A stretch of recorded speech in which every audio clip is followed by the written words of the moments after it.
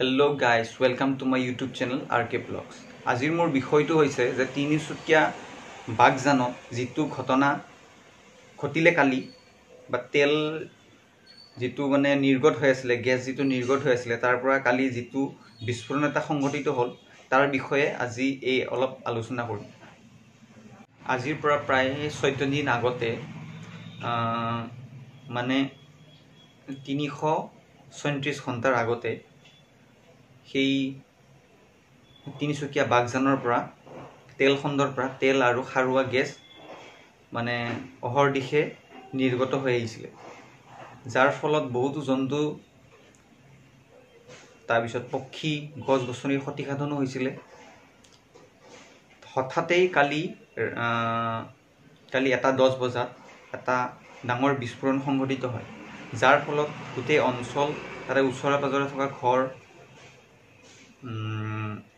যিবিলাক স্থানীয় বাসিন্দা আছিল সেইবোৰৰ ঘৰবোৰ জুইত যায় আৰু তাৰ ওচৰত আৰু বহুতো মানুহে তাৰ পৰা পলায়ন কৰা বুলি জানিব পৰা গৈছে আৰু নিউজত মানে দেখা পোৱা গৈছে।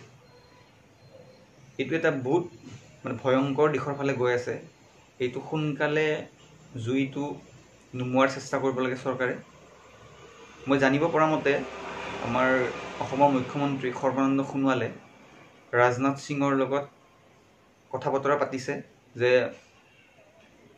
বায়ু সেনাৰ জৰিয়তে সেই জুইটো নুমুৱাৰ চেষ্টা যাতে কৰে চৰকাৰখনে, তাৰ বাবে ৰাজনাথ সিঙক অনুমতি জনাইছে।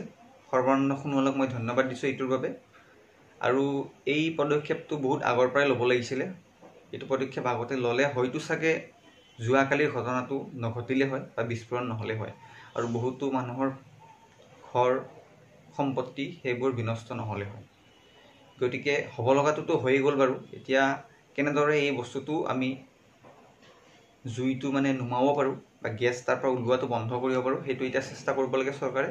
মই চৰকাৰক অনুৰোধ জনাইছোঁ।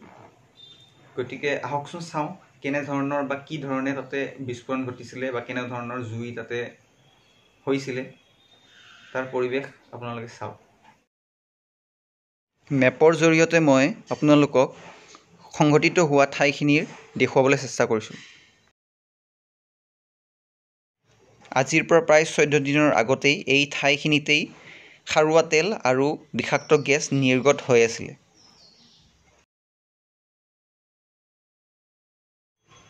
আৰু এয়া হৈছে বিস্ফোৰণ সংঘটিত হোৱা কিছু মুহূৰ্তৰ পিছৰ দৃশ্য।